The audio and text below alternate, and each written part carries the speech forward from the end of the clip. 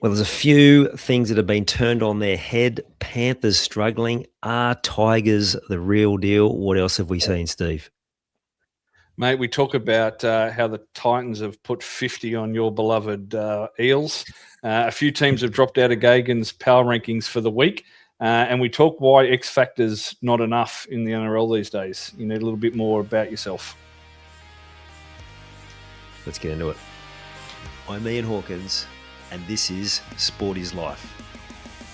The purpose of sport, as I see it, is to see your vision become a reality. Find your voice, create strong connections, and learn to trust your body.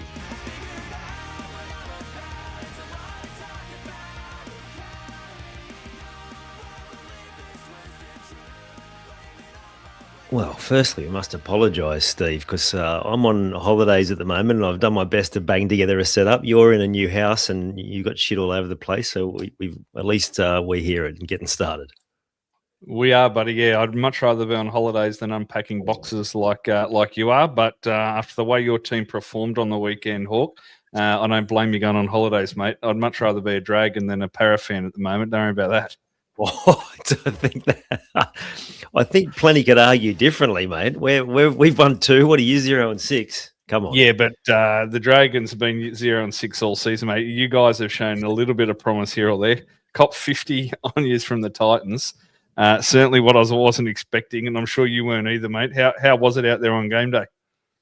Mate, we delayed our holiday for that fucking ridiculous piece of garbage that was a game. And after about 5-10 minutes, my young fella and my nephew looked at me and they were like, don't like where this is heading. Because it was just flat. The stadium was flat. I don't know what the crowd figure was, but there wasn't many there, as you'd expect. Like usually we get there early to get a decent park and rock up, but we just knew we'd be able to cruise up at any time. We got there at 1:45. Yeah. And that was about where the highlights ended. And I mean, it's not. I was expecting us to struggle given how many injuries we've got, but it was more just the lack of effort, the lack of intensity. Some of the more experienced guys, the worst performers, and particularly like attitude. And then when it got a bit tough, a couple of things I noticed is like Moses kicks on the third when he was never going to get that one back, almost trying to win it on his own. And then when they're starting to struggle, you look at the huddle, and there doesn't seem to be anything going on. Yeah, it's interesting you said then about being flat. I mean, they come off a monster game over Easter with the Tigers. It was not only the intensity of the game, but the crowd was up. They were buzzing. Yeah. So, yeah, potentially there was a little bit of a lag, but certainly 2 50-point games in the first 6 rounds isn't what Ryle's expecting, because he was building something quite nice with their defensive structures on the back of last season. So it'll be interesting to see what he goes. I don't think he was over the moon, Ryles, but I think he was also, to your point, a little bit realistic about the injury toll that are building up. Something similar to what the Broncos are dealing with at the moment. And you start to lose 5, 6, 7 out of your top 30, puts a hell of a dent in your chances on the weekend. Don't worry about that. Yeah, well, we're already short on middles, and we've got Dury and Hopgood out for season. Paulo just does not look like he can keep up with the new pace of the game. Tuivasa then concussed. There's every chance he misses next weekend. Yeah, it's going to get tougher before it gets easier. And now we've got the Dogs this week who like when we spoke last week, that might have looked like an even contest, but now it just looks like it could be an absolute carve up. And part of me is like, do I put my tickets for the next weekend out for anyone who wants to go to Dogs fans who want to use my tickets? Because rest assured the fans will be at CommBank on the weekend. They won't miss this opportunity. That's it. Now, we've got to look at some of the things that have flipped on its head not just since we last spoke, but since the start of the season. You and I both thought the Storm would still be there or thereabouts. Now, I'm reluctant to rule them out because I did that with Penrith last year. I think it was about round 9 or 10 where they were so bad in attack. I just thought, they can't possibly revive their season, but they did. But I think it's also a demonstration of, because a lot of the Para fans in the online groups are up in arms and calling for heads, which you can't blame them because they're disappointed. but we're seeing from Bellamy, when you haven't got the cattle, you just can't win. And once momentum starts getting away from you in the current climate, it's so hard to wrestle back. Yeah, it certainly is. You saw what Bellamy's done. Young Cooper Clark played on the left edge there and had an absolute outstanding game, but you can tell he's a young middle, right? So a couple of things in defence. There was a few kick chases where he's just that little bit behind. So while he had an outstanding game and has probably rep football written all over him, which is a big call for a young fella, but he's got class. You can tell it. He's a high work rate footballer. And clearly the Storm rate him. But to have him on an edge for he played huge chunks, may even have played the whole game, just shows where they're at with some depth. Cooper Clark wouldn't have been on the bingo card to be playing back row for the Storm for huge chunks, if not the whole game. So, yeah, there's certainly a few teams that are tackling some depth issues. We mentioned Para and the Broncos earlier. The Storm's another one. And to your point, they just seem a step behind. I don't know whether it's their top line players are coming off an Ashes series where they're a little bit behind the eight ball, just getting into the season or not. But right now, 4 in a row doesn't happen to the Storm. So it sounds like there's some big question marks hanging over how they're going to progress, even just next week, let alone, back into the season. We just take it for granted that they're going to be there towards the end. This year, they might be trying to play catch up like Penrith did last year, and we saw what the toll it took on them, just having to play must-win games week after week. You need to be one special football team. So if Storm don't find something to turn it around quickly, even just get wins, let alone how ugly they may be, I'm not sure whether they're I'm not sure whether they're going to make the 8 if they keep doing what they're doing at the moment. That's a big call, I know, but it's not promising for them. Can't see it at the moment, but there is lots of football to play out. It's just it's great that there's this whole variable that's been introduced to mix up the table.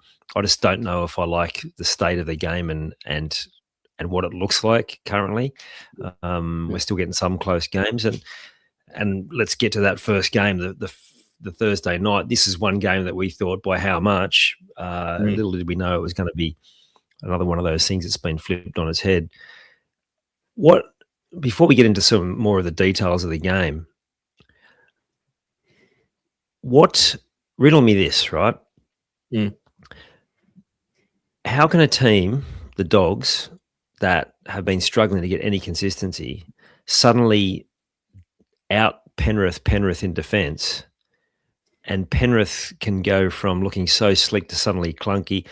Do you think the pressure they applied to Nathan was enough to make him play bad, or was he just having an off night? Because he was mortal, wasn't he? Yeah, he certainly was, mate. I think you hit it on the head. I think there was a few things that went wrong for Penrith, and then a few things went right for Canterbury. So probably that perfect storm, mate. Clearly, Penrith weren't at the best they'd been for the last 5 weeks of the season. They were nowhere near it. They were a step behind. Cleary wasn't as dominant. The forward packs weren't making the meters they had been. And Canterbury played some really good football. We spoke last week about two things that we probably didn't put together around Penrith really rushing those defensive middles. So, they're A and B defenders, similar to a touch football team. And then we also spoke about how many touches Galvin has, which is far more than any other team. So potentially you put those 2 and 2 together, and Canterbury moved the ball a little bit more against Penrith than other teams had. But you talk about the ball being in the other hands. Canterbury's defence was a hell of a lot better than we've seen all year as well.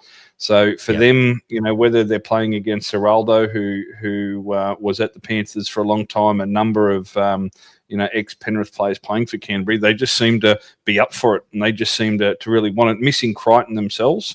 We spoke about how important he is to that side. So yeah, look, I'd probably put it down to a perfect storm. I wouldn't be, throwing the toys out of the cot from Penrith. I think, Cleary mentioned it during the week as, we got a hard football game. So I think that was his first time that someone's turned up and really tested Penrith, and they just weren't quite there. Maybe 5 weeks in a row for them, seeing what they've done. They thought Canterbury were going to be another one. So it'll be interesting to see how both teams react after that. We've seen a lot of teams have that little bit of a dip after they've played the Panthers. So this weekend for Canterbury will be an interesting test for them. Lucky they're playing a speed ump in Parramatta then, so they should be sweet. Yeah, I think they'll get the win, mate. I know we'll get to that later, but just even the way they play, see if they come out a little bit flat, see how they are in defence. I think they'll get the win, but it'll be interesting to see how they back up after what we saw, because quite an impressive performance by Canterbury. And look, Penrith didn't do anything wrong. They were just flat and a little bit off the pace. So we'll see what happens. We'll see what happens this weekend. There wasn't the same fluency that there's been for them in those previous 5 weeks. Like we were talking about it at the ground on Sunday, and this might be hard to believe, but there were times in that first half when we were talking about the Titans should have been already up 36-0 after about 25 minutes, the number of chances they blew and how inept we were. And we were talking about it. If we'd been playing Penrith, it would have been 50 blot at half time. It's how bad we were and how good Penrith have been. But they've come back to the field a little bit. I still think they should recover quickly, but it just goes to show you can't get too carried away in this comp, can you? Like 5 rounds in, we're going, it's all over, and suddenly we're looking at a different playing field. The thing I really liked, and I know I've been saying this a bit, persisting with Galvin, I think he's just starting to show just what a classy player he is, and his ability to create. He may not be the organising halfback that perhaps everyone thinks the Dogs need, but he will be an unbelievable player.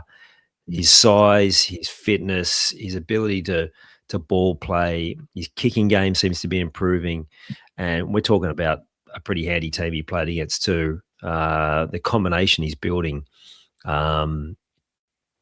with name escapes me, the back rower. Kickout or Preston? On the right. Preston. Yeah, that's from an afternoon spent at the shack, but brain's not quite functioning at its optimum. With Preston, it's impressive.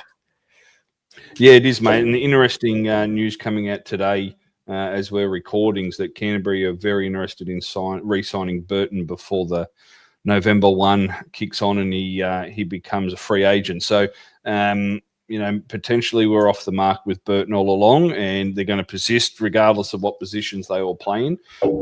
Look, as much as I'm not getting carried away with Penrith losing one, I'm not getting carried away with Canterbury's chances of winning the comp this year. But certainly, if you're a fan, there was plenty to like about it, and some hope for the future, mate. No doubt. Absolutely. All right. Let's get to the Seagulls Dragons. We did expect that the Seagulls couldn't keep up that level. The Dragons, again, certainly had a crack, and there were moments there they probably should win. A couple of moments. Luciano has a chance to put it through the hands and he kicks. Yeah. But again, like a video I saw on Instagram, where were the halves? There was a couple of other moments where you really felt they were pretty unlucky and maybe they've just forgotten how to win, the Drags. But you must have been pleased that at least, like, they were down, was it 16-0 pretty early, that they showed a bit of commitment and came back. It still, to me, looked like the same problems, though. They had a lot of good ball possession where they just couldn't convert because they just didn't look like they were offering a great deal of attack. But at least they had a good crack, and to me, the Dragons fans are calling for heads, but the Cattle's what they've got, and apart from that aberration last week, they're at least showing up. I'm much more impressed with what they showed in terms of having a crack compared to Para. That's for sure. Yeah.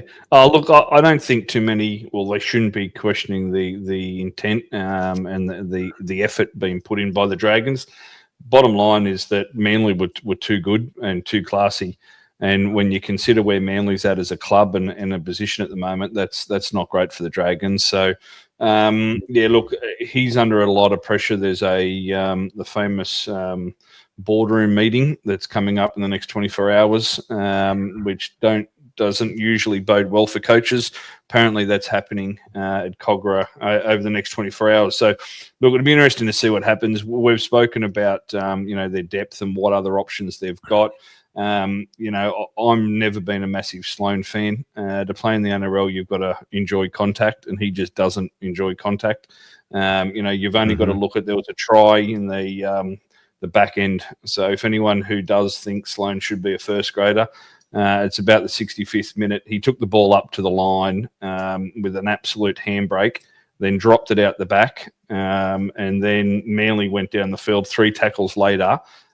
He didn't try to tackle that bloke. For every day I'm alive, there was no way he tried to tackle that bloke. He ran past him and flung an arm out like he was trying to show everyone he was making an effort. That's not an NRL player for mine. Yep. So all those people that saying he's an X factor and he needs to be on the park is just ridiculous. You need to be an NRL player standard first, and then you can be an X factor. So that's another example. That being said, yeah, correct, mate. He's not. I know. We have injuries with Gutherson, and whether Gutherson's the answer either, etc. But he's just not the answer. We did have a very impressive performance in the reserve grade. Once again, the reserve grade seemed to be doing very well, and Cade Reid scored a couple of tries. And was all over Manly in reserve grade. So to your point, mate, they're making good ground. They're getting down there. The effort's right. They just can't get the ball over the line. So potentially, the Cade Reid's sooner rather than later, but it's going to take him to make a big decision that he doesn't want to have to make. Either his son or the new prize recruit has got to come out of the halves, or at least he needs to put Reid on the bench and bring him on into the game. So either way, there's going to be... it's going to be a bit of a gut check for Flanagan this week. For Dragons fans, I just hope that there's something. Yeah, and it's tricky because you might think, well, Kyle can play a bit of dummy half, but the problem is the one shining light for the Dragons is Jacob Little. They suddenly got a different football side when he comes on, and you just there's something's got to give. But surely there's room in the 19 for Reid, and he can actually get some football in the coming weeks, because they're not making the 8 this year. And no, not even. When do you start planning towards next year? Yeah, no, you're right, mate. They're not. For Manly. I was going to say exactly the same thing, mate. Not to make it all about the Dragons. Yeah. Look, mate, Manly 2 wins in a row. Doesn't matter who it's against. You win a couple of games in the NRL, it's good. You can just see in the interviews, the press conferences, there's that good feel. Foreign's given them a little bit of freedom back, even the way they're playing their footy. Yep. So it's good to see. If you're a Manly supporter after a real tough start, and even back end of last year wasn't much fun, you can see that there's some promise there for them, and at least you're enjoying watching them play. So I think it'll be a little bit tougher for them. Well, it'll definitely be tougher no matter who they're playing, other than the Dragons next week. But it'll be good for them just to keep on playing well, even if they don't get the wins, just to make sure that the fans are being rewarded for it, mate. So I think they've got the Cowboys up there in Townsville. So certainly a winnable game. The Cowboys are playing some good football at the moment, but Manly look good, mate. Those outside backs are big and strong. So they're certainly not going to make a run for it, but they've had 2 good wins since Foreign's been involved. I have. And we've seen enough from Tommy to think that he is close to being back to his best, and we might start talking blue jerseys soon. Oh, look, I don't think we'll ever see Tommy back at his best. He's just, I don't think he has faith in his body. I think if he breaks through, I think he looks for support or has that 3/4 stride he's got. That being said, if he's the way he is now, for me, he has to be at least in the centres. I can't see him playing fullback, but he's just got that. You talk about X factor with Sloane. Well, Turbo's a bloody good footballer, then he's got the X factor. So for me, if he's anywhere like this, then he's got to be in the centres for New South Wales. But we've seen how many injuries and how many ups and downs there's been already. There'll be a few more before we pick round the first Origin side. Absolutely. Now, we talked about this being potentially a pretty good game when we spoke last week, Cowboys-Bronx.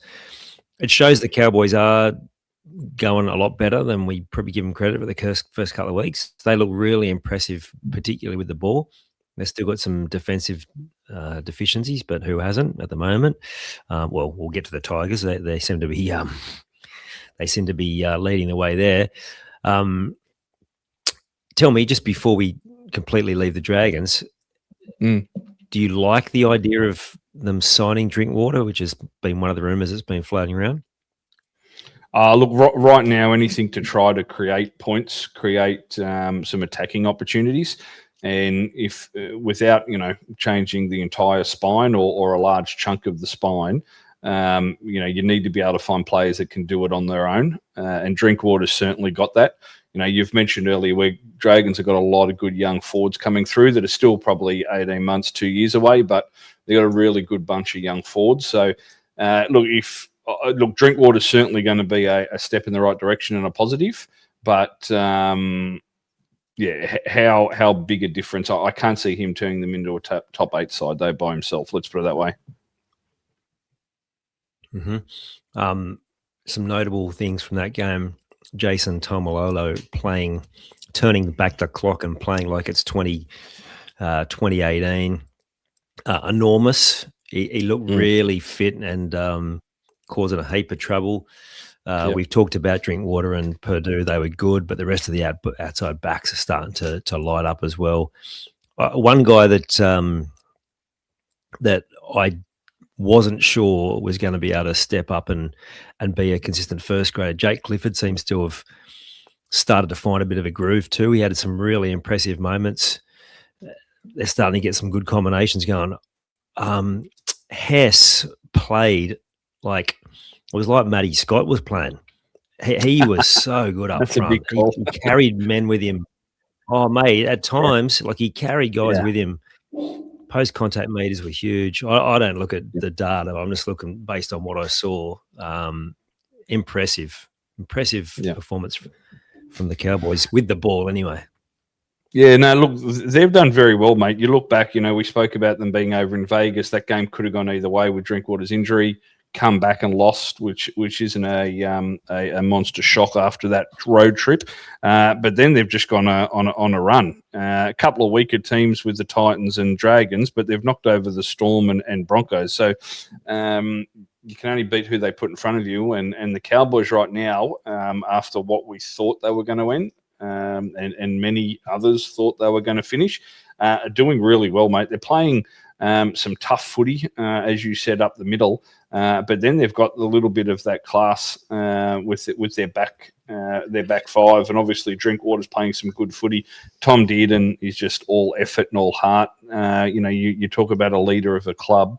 Even his age, he's just got everything that you want in a leader. So they're certainly the surprise packets, along with a couple of others with the Tigers and Knights probably. But the Cowboys have been really impressive. And not to jump ahead, but I'm pretty sure they're going to feature in Gagan's power rankings for the week. He's seen enough for them to move them in. So it was really good. That being said, mate, I didn't think the Broncos played poorly. You talk about injuries, they're missing a lot and will be missing even more next week with Carrigan and it looks like Ricky out of the forward pack. So I don't think they're that far behind. I think they could have won this game as well. Obviously, it was very, very close there at the end. So I wouldn't be too disappointed if I was the Broncos. They'd had a big few games, even just with the build-up and the crowds. It had been a big couple of weeks for them against some of the heavyweights. So that's not a disaster by any stretch. If they can get out of this injury rounds, not too bad, and they can pick up one or two while their stars are out, they'll be more than fine, mate, rolling in the back end. Yeah, absolutely. And they still got so many points in them. Like they've got three of their most potent attacking weapons out of the team. They still rack up 31 points. Clearly, scoring points won't be a problem, but they certainly need to tidy up their defence if they're going to be serious contenders this year. This game I did not see. Saturday afternoon, I'm going to miss most of these games while I'm at football. I I could believe, because I've picked the Raiders every game this year, and then I got off them this week, and that was guaranteed to make them win. And when I saw the halftime score, wow. So what happened? Well, wow's probably the right word. This game had everything in it. It was chaotic from the get go. So the Raiders' early doors really, really strong. Cody Walker picked up a couple of tries for South. Pardon me, especially the one just after halftime was a bit of the surprise. But Canberra's first half was really good. They were back to sort of last year's footy. They were hard through the middle, really physical, and probably outplayed. Well, they outplayed South through the guts, and that just got that roll on, that bit of confidence. Hudson Young was huge. 2 first half tries, a one right on the bell that really sat South on their ass. At that stage, South had been playing some good footy, but that Hudson Young try right on half time was really impressive. So it's a big one for the Raiders. They were starting to get a little bit, not panicky, but they would have been a little bit concerned about how they dropped those few games. So it was a big one. And then towards the end of the game, South just caught fire like they do. Their left side's everything to them. We've known that. We've spoken about it every week. Every team that comes up against them will be speaking about it. But they had success down that left side. Almost all of their tries, bar the Humphreys try, was down that left edge, and that's just going to keep being their go, right? They know what they can do there.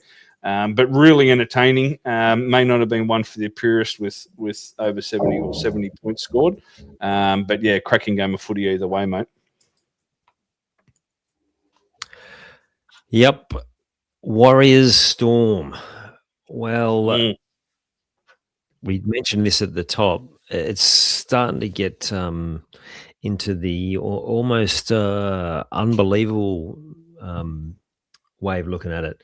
Like, you can see the pressure. I mean, Bellamy's been known for a spray, but poor old Joey Chan copped it. He was good the first couple of weeks, but he seems to have fallen off a cliff. He's not the only one. Their depth is being tested. What's most worrying is Cooper Cronk's reflections saying, the biggest concern is the defence, particularly from their big three. I think he singled out Grant and Munster in particular, saying some lazy moments in defence. We talk about it every year. They just keep finding a way. Every now and then you go, very unstorm-like performance, but that's 4 in a row. And Warriors have been going okay, but they haven't been exactly consistent. So, worrying signs. I mean, it's good to see him come back to the field, but if you're a Storm fan and if you're in the team down there, you have some big concerns. Yeah, you would, mate. And even Bellamy's seems to be lacking answers at the moment in his press conferences. He got fired up the first week. The second week, he was a little bit more not really sure what we're going to do. And then obviously this week here, it was, we're looking at everything. We're looking at ourselves as coaches. We're looking at the players. And then, to your point around Joe Chan, he probably wasn't going to be expected to do what he did in those first few weeks, because he was one of the better second rowers in the competition to start the season. The last 2 weeks, it hasn't been disastrous for him, but he just hasn't had that punch. And when you've got a rookie front rower playing on the other edge, the expectation is that you need to stand up. I thought Trent Liero struggled as well in the middle. He made a lot of key errors, I thought. And to your point around the big three, the likes of Liero, who's played some Origin football, the expectation grows, especially when you're down there in Melbourne, that you need to deliver for them, and they just haven't been. So another really tough week this week going to Canberra, Bellamy's old club, and Ricky Should have nothing more than inflicting some more pain on him. So Canberra will be up for it, especially on the back of that win. I'm not going to be surprised if we're sitting here next week, mate, and they've lost 5 in a row. I really will. But that being said, cannot take anything out of the Warriors. I thought that was one of their better seasons, the better games of this season. Thought they were really, really dominant in the middle. We spoke about that last week, the week before, saying that they just weren't really dominating teams. But they showed a lot of mongrel, really rolled through the middle, which doesn't happen against the Storm, and showed that, yeah, they're still the serious contender we thought they would be for mine, mate. Absolutely. And it's funny, we talked about the Metcalf might have been a big in for them, and they really struggled when he was there, but then Tanner Boyd's left to run the show again, and suddenly they seem back to that same level. So that will be interesting watch when Metcalf comes back from injury as well. There's clearly something that can to be said for Tanner Boyd running the show, and who would have thought that at the start of the year, given he's been largely inconsistent. But yeah, that's my impression too. It at times they looked like what you'd expect from the Storm, just rolling on, and the Storm looked without answers, which is not something I think I can remember saying ever. No, I can see a big, not a clean out, but I can see a big turnover of players with the Storm, and probably some recruiting some bigger names. They pulled out of the Sunshine Coast Falcons Q Cup as their feeder side for this season, so I'm not sure whether there's been a shift with their development and their recruitment, but I can expect some big changes, because I don't think Bellamy or the entire Storm franchise, for that matter, will be happy with where they're sitting at, and will be happy with the results that they've been getting at the moment, mate.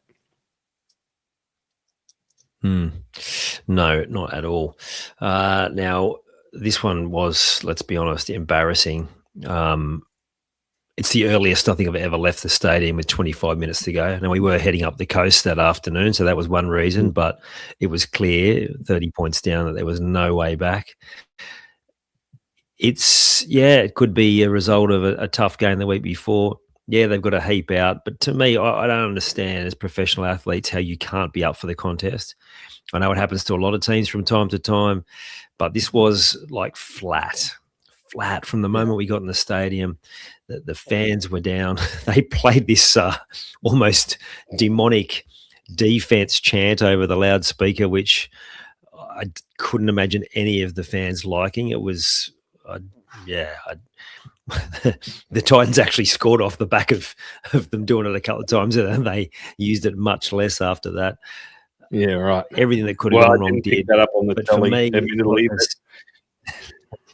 you spoke in the preseason a lot about players having a huge impact on the team. I see Moses from the outside watching in. He seems to be an up and down emotional player. You can see him and he's fired up, and then the next minute he's a bit quiet. Then he's got the shits with the referee. Do you think that could be rubbing off on some of these young fellas that they've brought in for? You got a lot of, similar to the Dragons. You're a little bit further along, but you got a lot of first yearers, second yearers. Do you think that could be having a little bit of an impact on them in a negative way? Absolutely. I wrote an article about, well, not even an article. It's more of a something that I'm going to be taking into teams, and I've been sitting on it for a couple of years. But that was the first thing I thought of, was exactly that. People talk about the physical barometer. Players like Gutherson, I heard on the Saturday Triple M show, they talked about he's a sort of player that can lift a team with effort. But to me, and this is from my experience playing, from coaching, from everything I've watched, it's more of that emotional impact that can filter through a team really quickly. And it can be the sort of thing that can be infectious in a positive way, and it can also be infectious in a negative way. And that's exactly what it felt like. He's been flat all year. He's clearly carrying an injury, but he looks at times disinterested on the weekend. And it absolutely does. When a player like that is not even bringing them something to the huddle, it's almost like he's been told that he needs to control his emotions, so he's gone too far the other way. What I've learned working with men, whether they're athletes or not, is that if you just suppress emotions that you're feeling, it doesn't make you perform better. It actually makes you perform worse. You need to be able to learn to channel those emotions. You need to be able to use those, and you need to be able to focus on exactly what you talked about, which is lifting up guys who need it, particularly young guys There was another debutant there. There are guys there who played a handful of games. To me, the most frustrating thing is that two of the guys that had the biggest crack, and some of the Para fans won't necessarily agree with this in terms of some of their execution, but in terms of their commitment, Papali at the back and Katonga on the edge, who are both only second-year players, have only played a handful of games, like they were leading the way in terms of energy and effort, and that's just exactly the opposite of what should happen when you've got a bunch of experienced guys playing with a predominantly young team who are still finding their way in NRL. Yeah, it's an interesting one, mate. I think those young fellas, they walk into that dressing room, they'd be looking eyes on Moses. It's his team. So it'll be interesting to see how it plays out, mate. It's certainly, obviously the myth around scoring, getting 50 points scored against you don't win the comp. But the fact that that's happened twice to Para, everyone keeps talking about effort and defence and all those sort of things. So be interesting to see how they turned around, and just eyes on Moses around how he handles, being top dog and trying to have that influence in a positive way, I guess, over his team, mate. Yeah, absolutely. We should shine a light on the Titans, because I think I say this every week.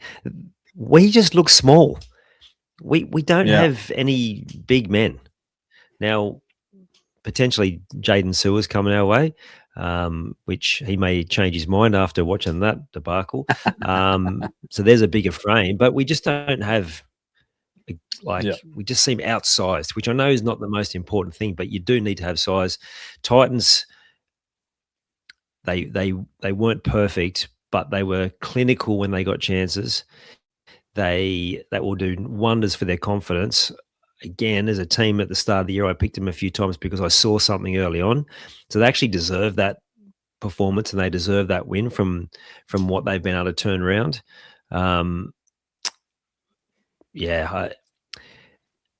It won't be the last blowout, and I think there's going to be more of them with how it's playing. You mentioned Parra going for 50 twice. They actually went for 48 against the Panthers.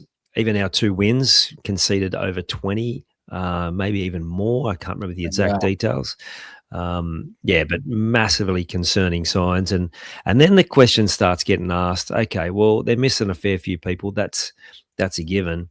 But then you start getting into questioning the whole setup again. Like, is the club heading in the right direction? There's always good noise at the start of the year. They finished the back end of last year well. But they got plenty of questions to answer in the coming weeks, that's for sure.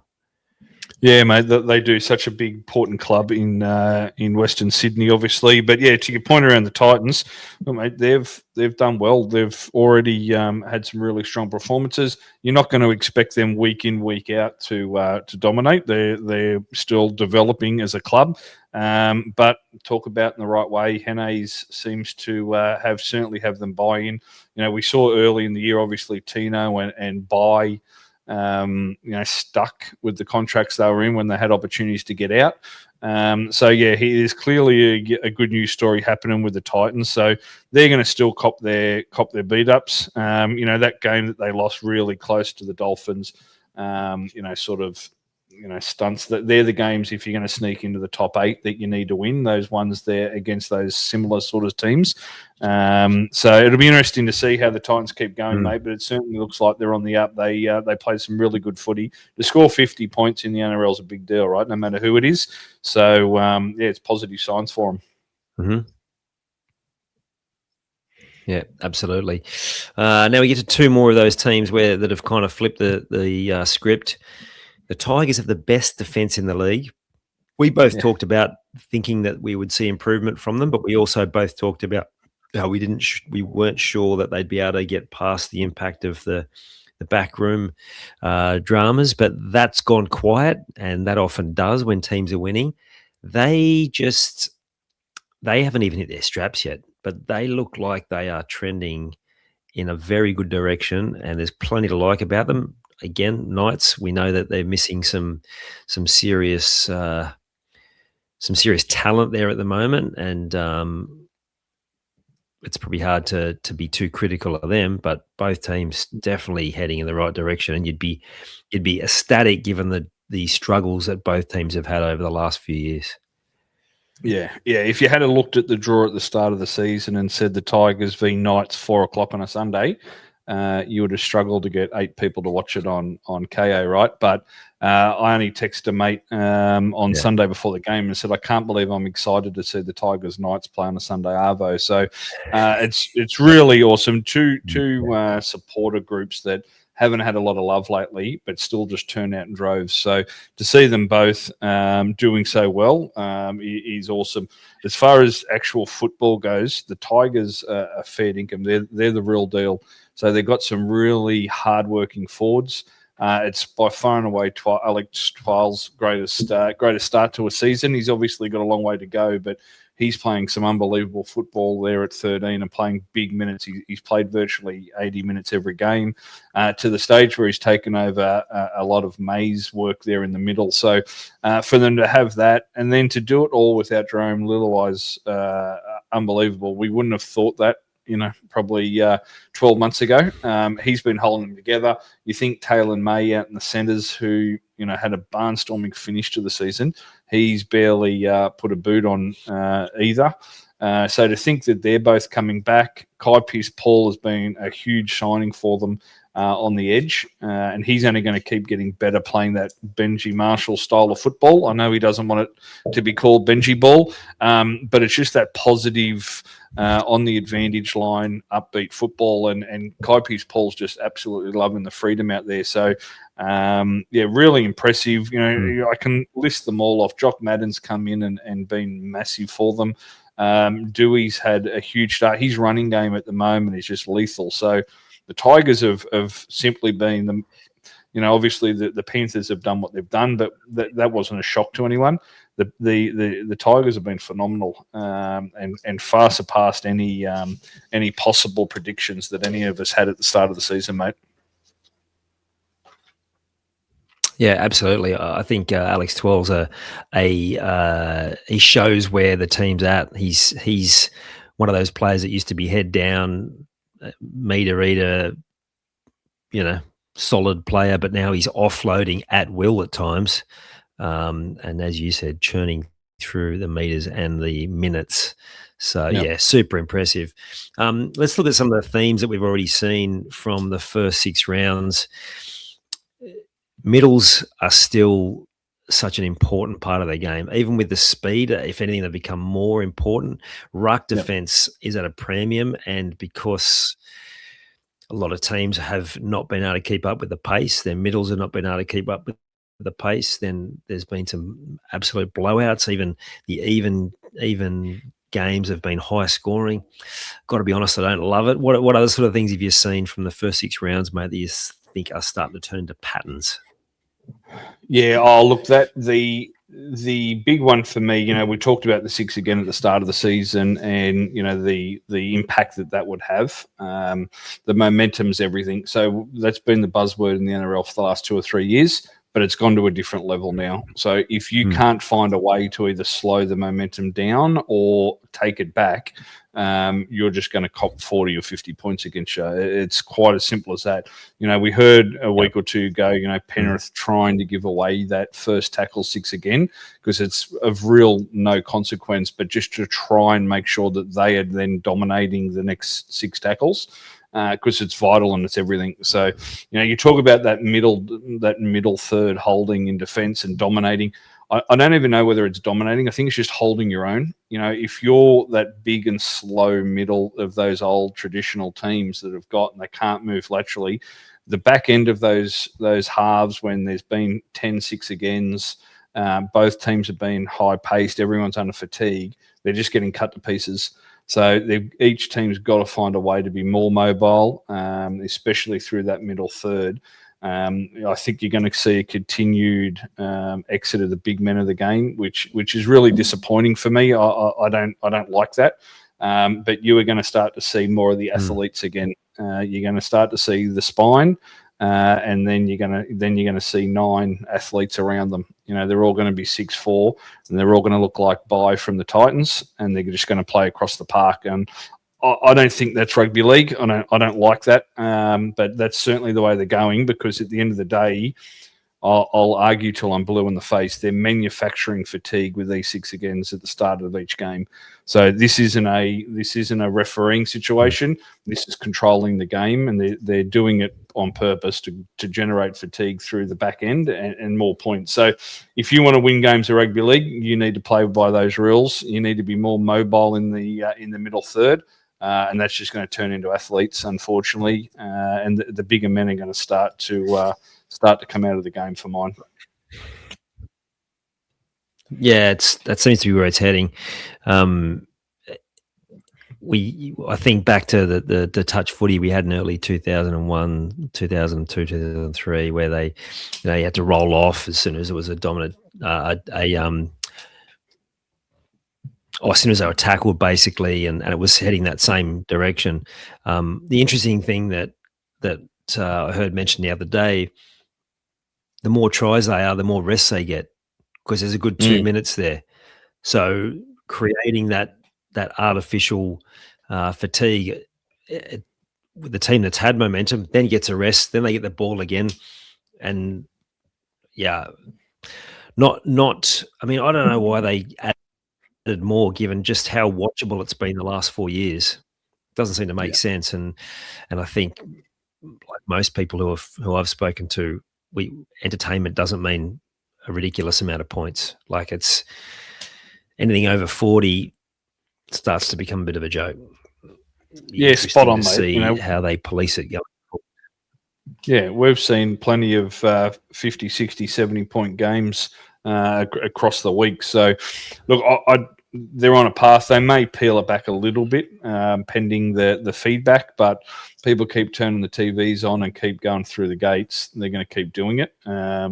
So we'll just see what happens, mate, as it goes through. But yeah, certainly, I think more agile middles that are going to be a little bit lighter on and more athletic is certainly going to be the call moving forward. If I was recruiting, certainly, obviously, a few new teams, and then if I'm recruiting a young forward, especially, they need to be pretty agile. They need to be fit, and they need to be fast. They're the 3 big things I'd be looking for now, mate. Yeah, absolutely. And the sort of names that come to mind for young fellas coming through, the Couchman brothers, they are exactly that. But they're also got decent sized frames. Sam Tuivasa for Para. I'm sure there's a whole lot of others at other clubs that fans of those teams could mention, but it seems to be a definite change. Let's get to the previews. Now, you said the Seagulls would be a genuine chance in this one. Oh, I can't see it myself. They had a bit of a spike, but there's still a way to go. And I just think how confident the Cowboys are playing an attack, this could be a bit of a reality check for the Eels and for Kieran Foran. Yeah, mate, I was trying to keep the listeners from Manly going, mate. I've put a lot of shit on them over the last few months, just trying to smooth it over. Yeah, look, I'm in your boat, mate. Look, let's put it this way. I'm expecting a far better showing from Manly than what I would have 2 or 3 weeks ago. But the Cowboys are the form side, so they've been playing some really good football.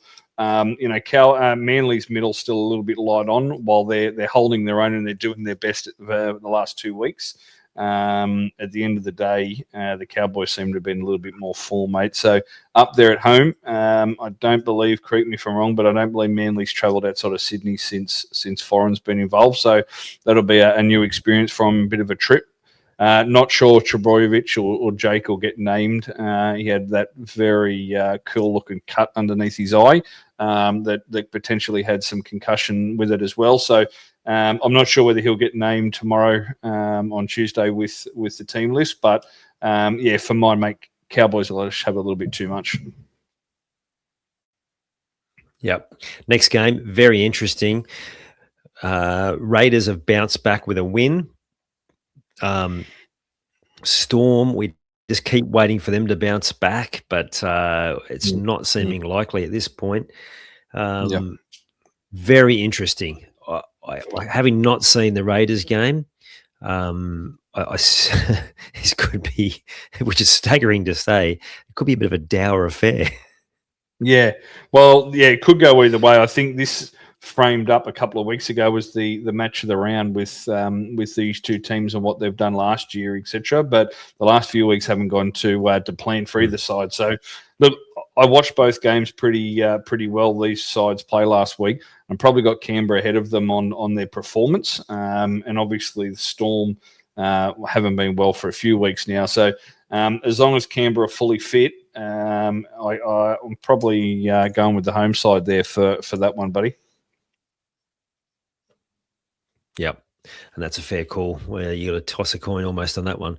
Yep. Dolphins, Panthers. We've looked at how teams have responded after being beaten up by the Panthers. Well, the Dogs did a number on the Panthers. Is there a chance that the Panthers are flat again? We don't really know where the Dolphins are at because we've seen moments, but they've still performed well below what most of us thought they would do at the start of this year. Potential to be, if the Dolphins can show up, potential to be quite a good game, this one. I still will be, of course, leaning towards the Panthers, but could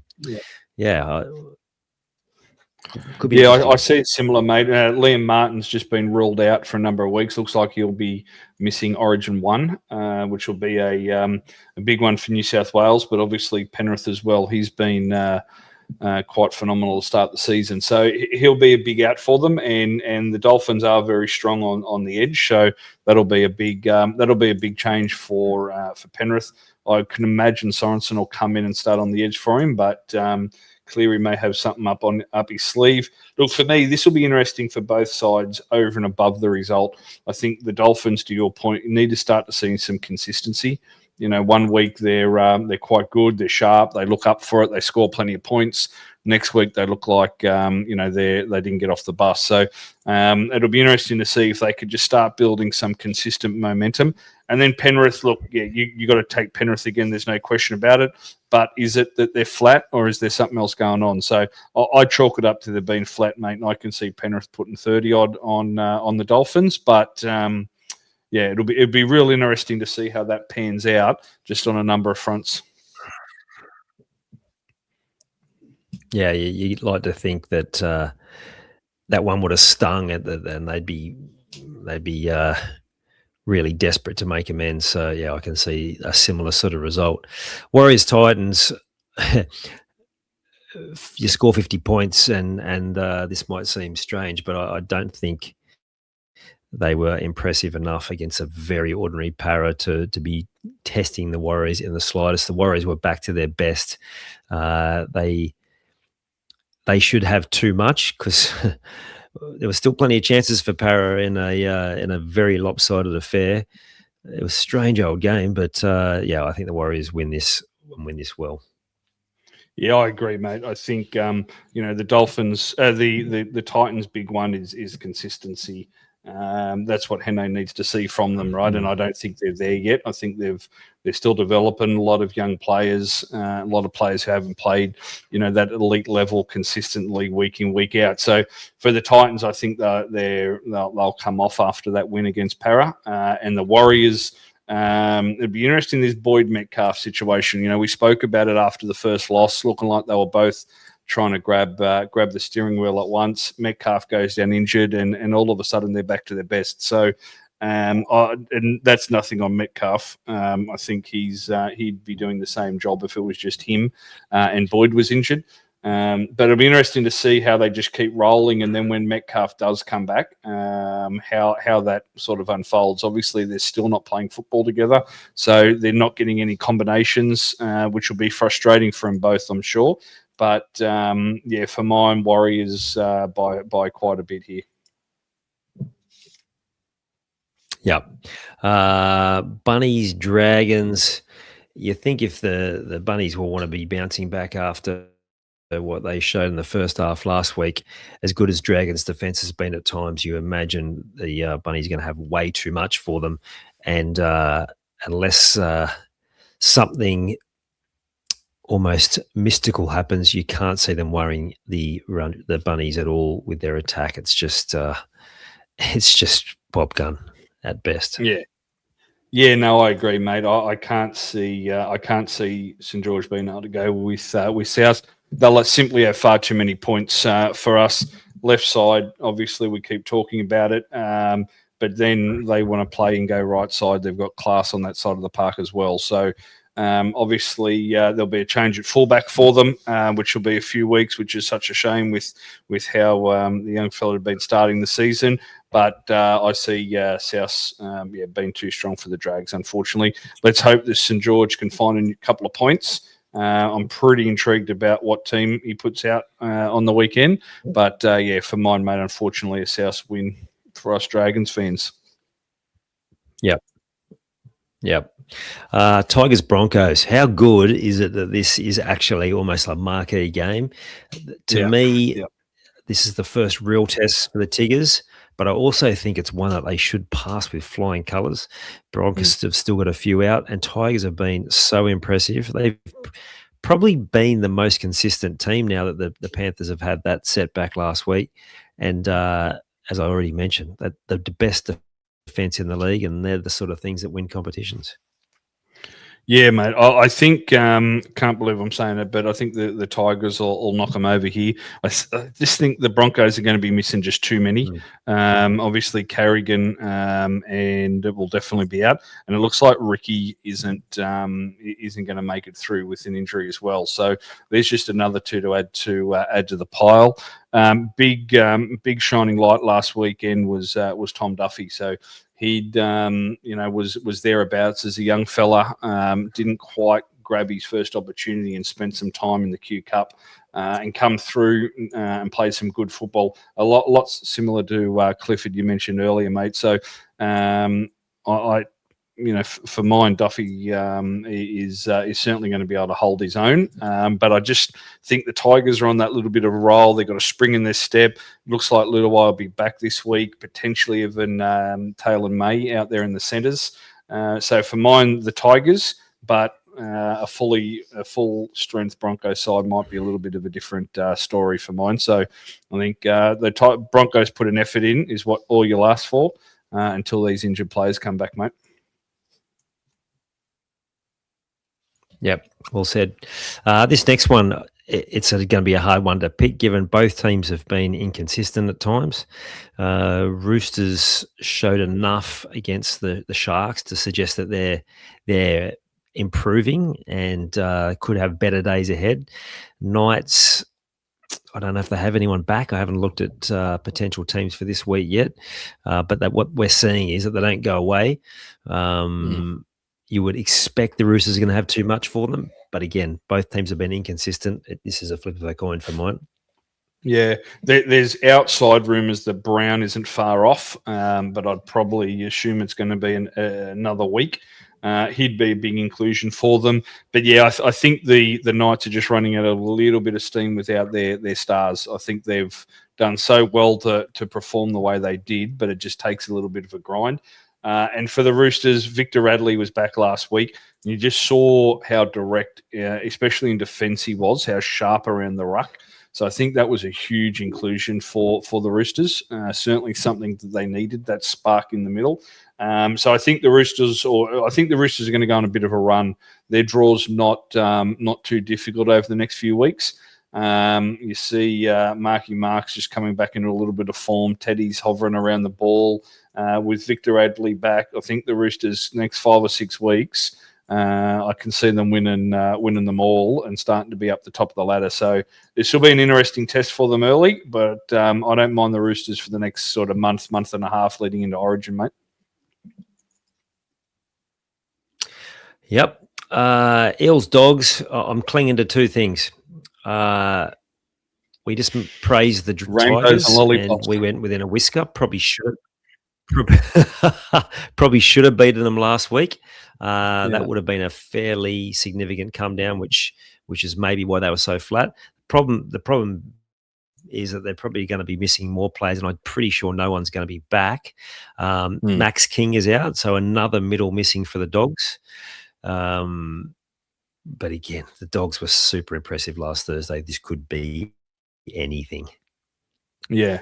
Look, for mine, the Dogs haven't been consistent enough. They've had some outstanding performances, like we just saw this last weekend, and then we've seen some performances that Serraldo wouldn't have been impressed with. That all being said, unfortunately for Parra, it's going to be half a reserve grade side. They're going to have half a cup side, half an NRL side. Through no fault of their own, they're just busted and wounded at the moment. So I think Canterbury will just have too much for them, unfortunately, mate. On a dry, sunny Sydney day, there could be a few points in it too. Yep. And I'm going to have to sit through the whole thing. Ah, dear. Anyway, Gags power ranking last week. It was Panthers, Tigers, Knights, Bronx, Sharks. We've now got, of course, the Panthers aren't going anywhere. He's still got the Tigers at 2. Warriors back in there after perhaps a little harshly left out for the last couple of weeks. Cowboys storming in, and the Bulldogs on the rise. Again, can't really argue with any of that. I might have the Doggies just a little bit higher, given the Cowboys are still, until about power rankings, they're still not defending fantastically. But yeah, I can't argue too much with any of that. No, Gagan's thereabouts again, mate. I think, look, the teams that dropped out, Knights, Broncos, Sharks, none of them had disastrous losses. There were sort of reasons, whether it be injury or a few things. The Sharks could have beaten the Roosters on the weekend, so there's a case for them, but still only 5 weeks in. There, it's a little bit more volatile than we'd normally see towards the back end of the season. But no, Gagan's thereabouts again for my mate. I can't argue too much with him. No. Now, it looks like I've frozen, so hopefully you can still hear me. Sketchy internet here on the coast. All right. We want to wrap up with this question from, what's your old mate's name? Elsie from Greenacre's got an absolute belter of a question, mate. Yeah, after the first quarter completed, which 2 changes would you make to your top 8 predictions? Mine would be St. George and Storm to miss the 8. Mate, I'm surprised you had it. Always dropped out.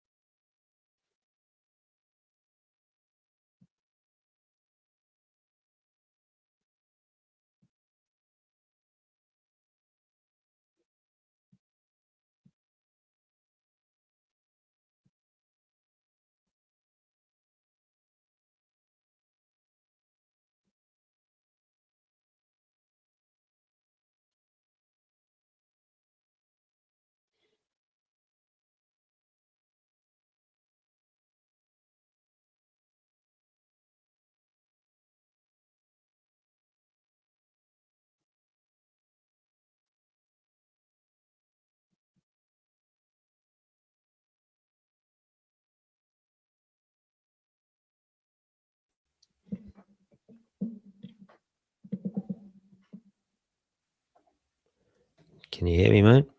I got you, Buster. Where did I drop out?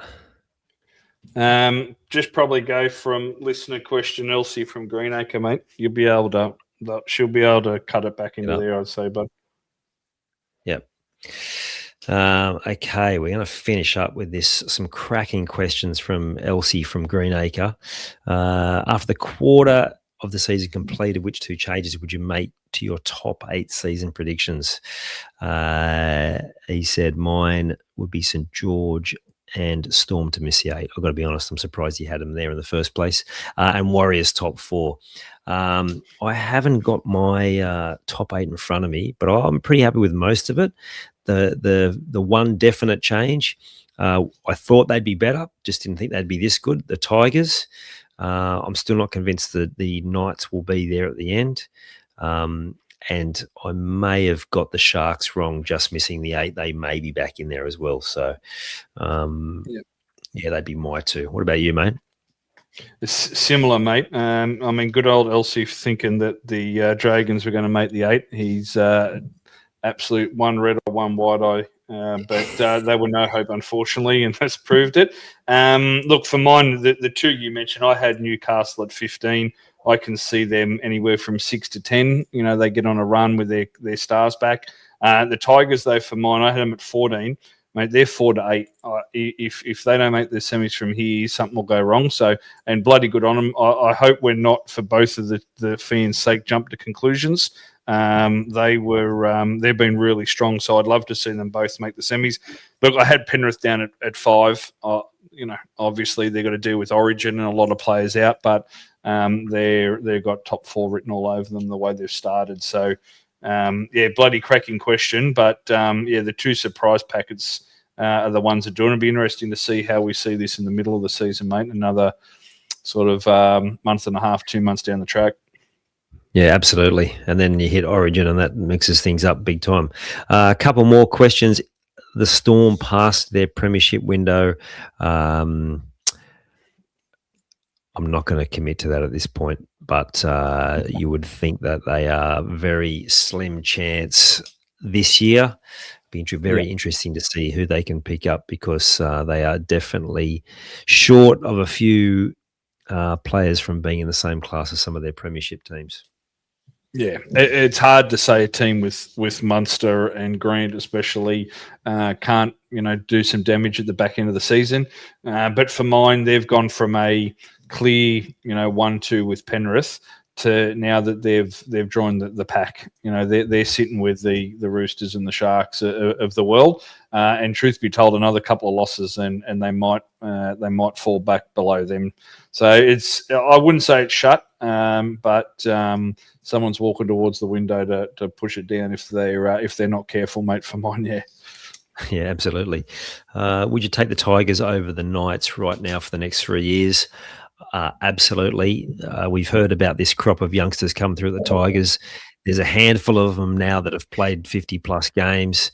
They seem to have some more really talented young fellas coming in to the system as well. We've seen what Macassini's done. They've got the real good foundations of a side that's going to be good for a while. The Knights have sort of had a bounce back. I'm not convinced at this point that they can go as far as where the Tigers seem to be heading at the moment. Yeah, mate, you've absolutely nailed it. For mine, I'd certainly want to be on the Tigers over the Knights the next 3 years. Look, at the end of the day, Ponga and Brown could do anything, but they've got to be on the field and they're going to have to string it together. And truth be told, they're going to have to put them on their back and carry them over the line.